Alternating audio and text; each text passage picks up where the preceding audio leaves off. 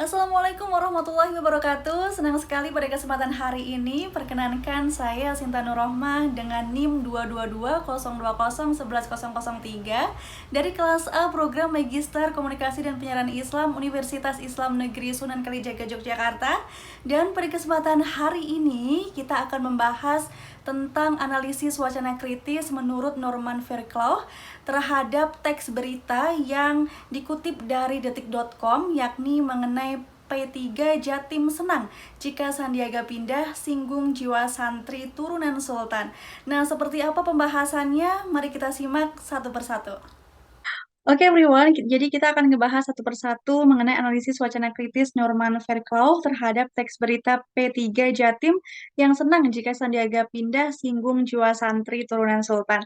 Nah, di sini pemberitaan ini kami kutip dari detik.com, khususnya dari Detik Jatim, yang dimana kita berangkat dari latar belakang, di mana liputan tentang praktik oleh pers yang berskala nasional melibatkan pers-pers lokal yang terbit di daerah terutama oleh surat kabar lokal. Nah, salah satunya adalah detik.com yang mempunyai anak cabang di berbagai daerah dan selalu konsisten memberitakan isu-isu yang ter-up to date. Seperti yang ramai diperbincangkan saat ini ialah terkait dengan pemilu 2024 yang mana menjadi isu-isu nasional dan menjadi konsumsi publik oleh sebagian besar masyarakat Indonesia.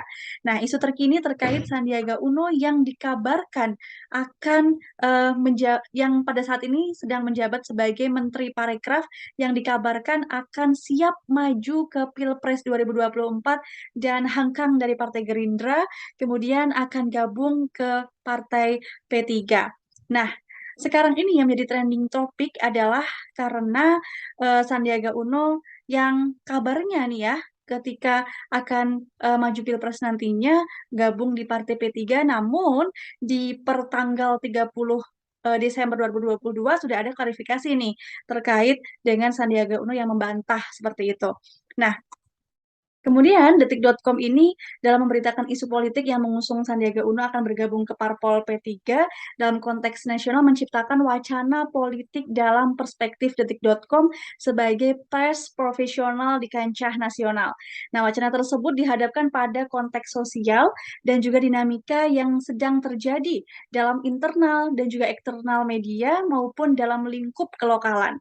Nah, kemudian wacana detik.com terhadap kabar Sandiaga Uno yang akan bergabung di Partai P3 dapat dilihat dari teks berita yang disajikan karena teks merupakan konstruksi realitas yang dikemas sesuai dengan kebijakan dari detik.com sebagai pihak yang memproduksi adanya berpemberitaan terkini dan juga ter-up to date gitu terkait dengan bagaimana sih nantinya Sandiaga Uno yang kabarnya itu akan maju ke Pilpres 2024, hengkang dari Gerindra dan akan masuk ke Partai P3. Nah, tentu saja teks dapat dimanfaatkan untuk memenangkan pertarungan ide, kepentingan, atau melegitimasi ideologi tertentu dan juga dari kelas tertentu. Nah, di sini teori yang akan digunakan untuk mengkaji terkait dengan pemberitaan ini adalah menurut perspektif Norman Fairclough yang menitik beratkan pada bahasa sebagai praktik kekuasaan. Melihat bahasa dalam perspektif ini membawa konsekuensi tertentu, bahasa secara sosial dan historis merupakan bentuk dari tindakan dalam hubungan dialektik dengan struktur sosial. Nah, oleh karena itu, analisis wacana kritis dipusatkan pada bagaimana sebuah bahasa itu dibentuk dari relasi sosial dan juga konteks sosial tertentu. Dan Norman Fairclough kemudian membagi analisis wacana kritis dalam 3 level. Yang pertama adalah analisis teks, kemudian discourse practice, dan juga sociocultural practice. Nah, pada level analisis tekstual, pembahasan ini akan menganalisis tentang bagaimana teks berita dari bergabungnya Sandiaga Uno ke Partai P3 dan keluar dari Gerindra melalui analisis bahasa secara kritis dan melihat bagaimana tata bahasa, kosakata, dan juga struktur teks untuk mengkaji sebuah representasi, relasi, dan identitas yang ditampilkan dalam sebuah teks berita. Nah, kemudian yang pertama adalah konstruksi wacana Sandiaga Uno akan gabung ke P3 pada detik.com.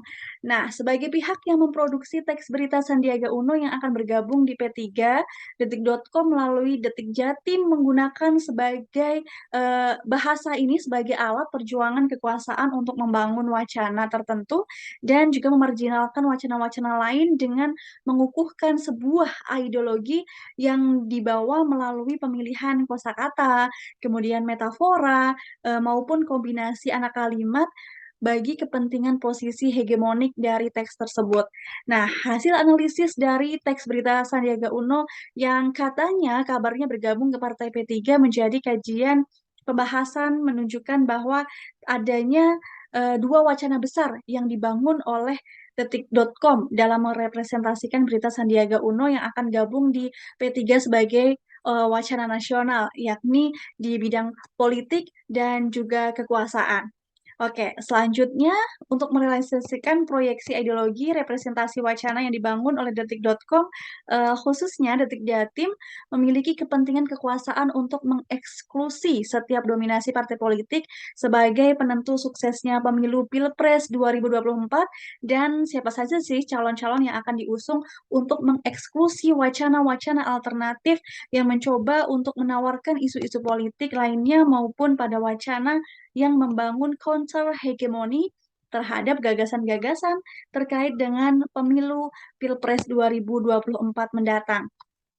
Nah, kemudian selanjutnya adalah strategi konstruksi wacana analisis.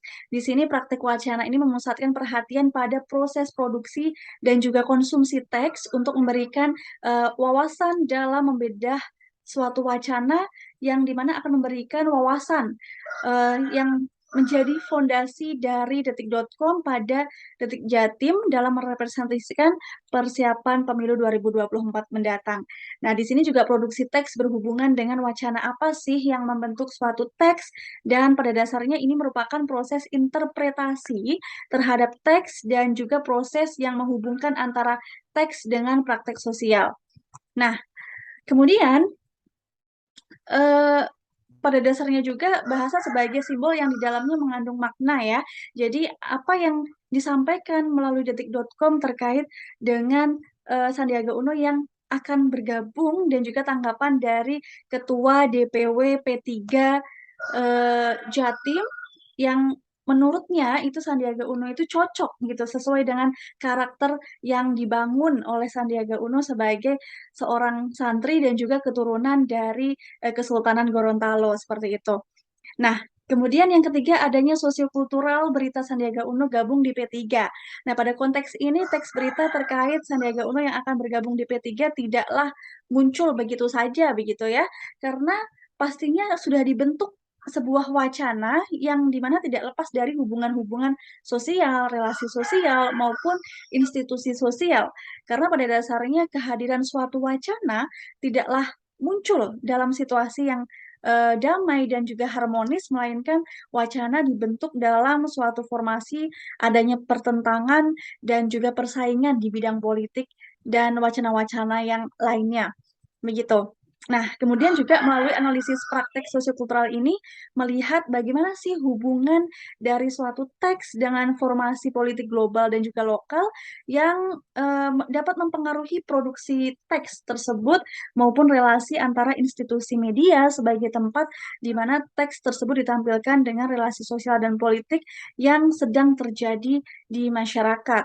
Maka dalam konteks ini menelusuri tiga hal yang menjadi pokok analisa, yaitu aspek situasional, institusional, sosial, karena ketiga aspek tersebut sangat mengkonstruksikan realitas sosial dan menyumbangkan peran dalam proses produksi wacana Detik.com pada Detik Jatim dalam mempresentasikan sebuah kabar tentang P3 Jatim senang jika Sandiaga pindah, singgung jiwa santri turunan sultan. Karena begitu yang disampaikan oleh Ketua Umum DPW Jatim, bahwasanya Sandiaga Uno ini cocok sesuai dengan karakternya karena karakternya yang santri dan juga keturunan dari Sultan Gorontalo seperti itu.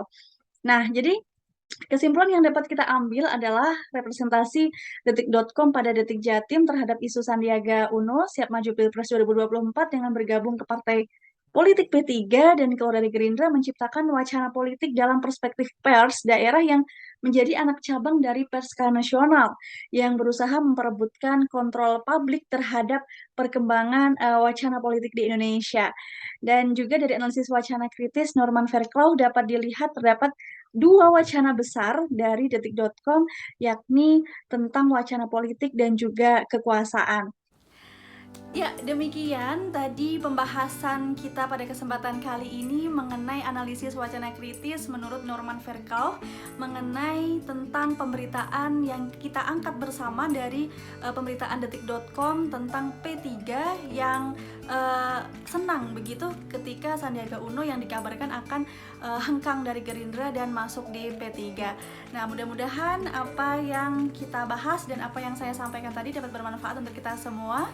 Kurang lebihnya saya mohon maaf dan akhirnya saya Nurma Sinta pamit undur diri. Wassalamualaikum warahmatullahi wabarakatuh dan sampai jumpa.